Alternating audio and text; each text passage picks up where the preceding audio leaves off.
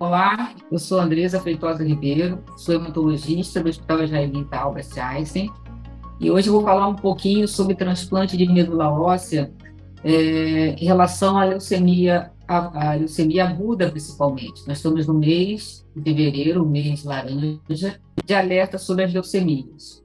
E um dos tratamentos para a leucemia é o transplante de medula óssea.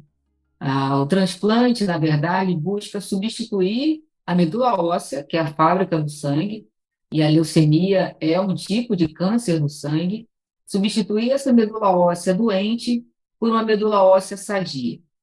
Existem dois tipos de transplante de medula óssea: o autólogo, onde o doador é ele mesmo, então já pode pressupor que esse não seria o melhor transplante para a leucemia, uma vez que as células que dão origem ao sangue são doentes, e o transplante alogênico, onde você busca um doador que vai substituir, oferecer as células sadias para substituir essa medula óssea doente. O transplante ele se compõe de várias fases, né? Vocês vão falar também que precisa-se de um doador, preferencialmente compatível com esse paciente, para que nem tanto o paciente rejeite essa medula e nem as células do doador ataquem o paciente. Então, dentro do cenário de uma leucemia, é importante que você esteja com essa doença sob o máximo controle. Então, geralmente, esse paciente já vem de um processo de tratamento, de quimioterapia ou imunoterapia, ou as duas coisas juntas. Mas, ainda assim, mesmo que você não consiga identificar as células doentes na medula óssea do paciente, esse paciente tem que ser submetido de novo a um tratamento com quimioterapia e radioterapia, nesse momento já dentro da unidade de transplante. Por quê? Para você destruir a célula-tronco, que a gente sabe que pode, no futuro, fazer com que essa doença volte, se ela não for eliminada. E também abrir espaço para aquelas células do doador chegarem e se desenvolverem. Então, o transplante geralmente é feito dentro de um ambiente hospitalar, de unidades protegidas, com filtros, com cuidado, para que não haja infecções, principalmente. Esse paciente, então, antes mesmo de entrar na unidade, ele é colocado um catéter, que é um dispositivo dentro dos vasos, onde ele vai receber tanto a quimioterapia, como também medicações e transfusões. Então, existe a fase chamada de condicionamento, onde ele recebe a quimioterapia, muitas vezes a radioterapia. A dose vai depender da idade do paciente, as drogas vão depender do tipo da leucemia, e também, nesse momento, muitas vezes, o paciente já começa a receber algumas medicações para que haja uma adaptação da célula nova que vai chegar, que é a imunossupressão. E depois de tomar esse tratamento, essas medicações, que geralmente é de 4 a 6 dias, espera-se que essas medicações saiam do organismo do paciente e no dia que a gente chama no dia zero, recebe-se as células do doador. Essas células podem ser obtidas da medula óssea, né? Ou essas células podem ser obtidas do sangue do doador, quando ele recebe umas medicações que fazem com que essas células tronco da própria medula do doador vão para o sangue, e elas podem ser coletadas através de uma máquina. Mas isso não pode ser essas células, existe uma quantidade ideal que é contada no laboratório, e essas células elas são injetadas no paciente pelo catéter. Então, o paciente, na verdade, ele não faz uma cirurgia para receber o transplante. Lembrar que o sangue é um órgão líquido, então esse órgão ele é infundido no paciente.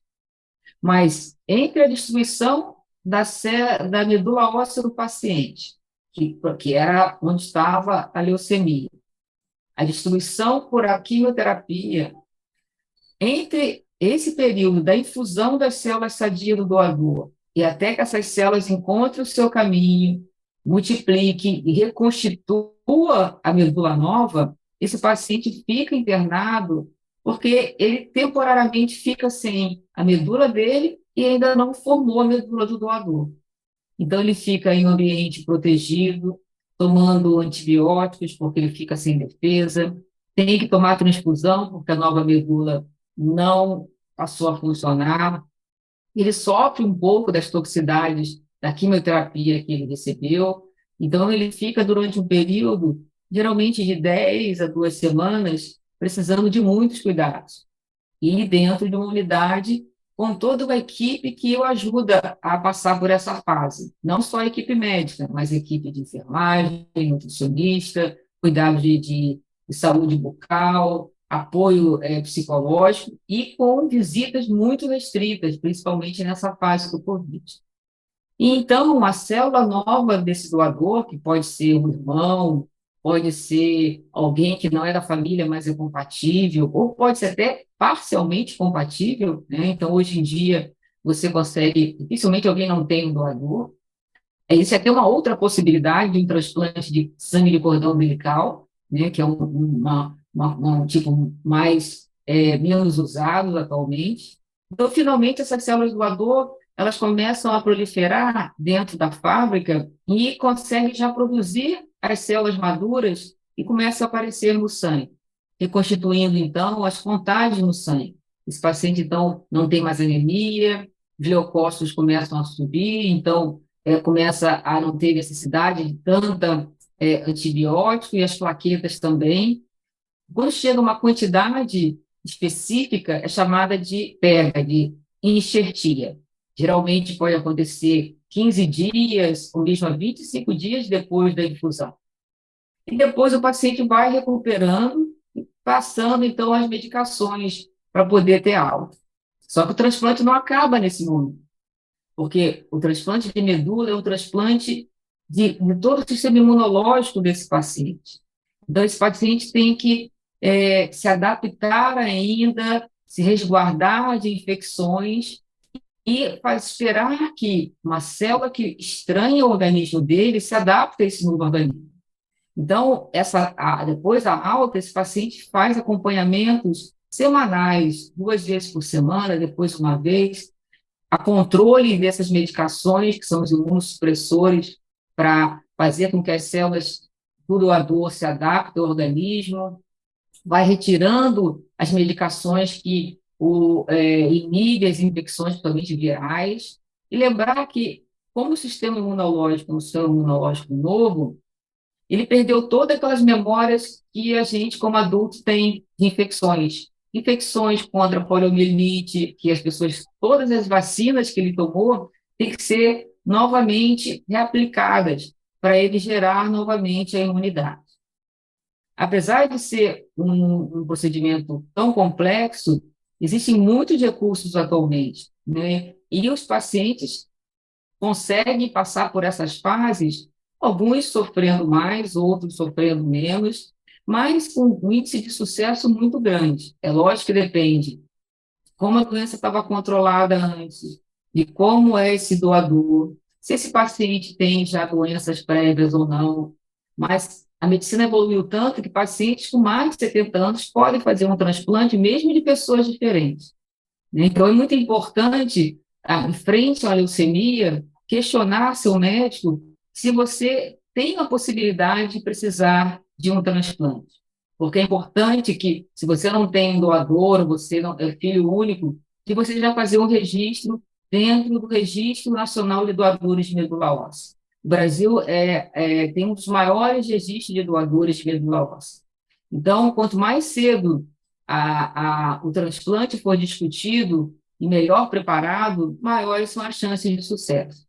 É 100% garantido que a doença não volte? Infelizmente, não, né? A doença pode voltar mesmo fazendo o transplante, mas as chances estão cada vez menores se você faz o transplante de uma maneira adequada para cada caso, e você controla no pós-transplante o equilíbrio entre a célula do doador e a célula do paciente. E tem novos recursos, que inclusive algumas delas vão ser abordadas ainda aqui, que podem ajudar esse paciente a reconstituir e a voltar à sua saúde, mesmo quando o transplante não tem o sucesso esperado.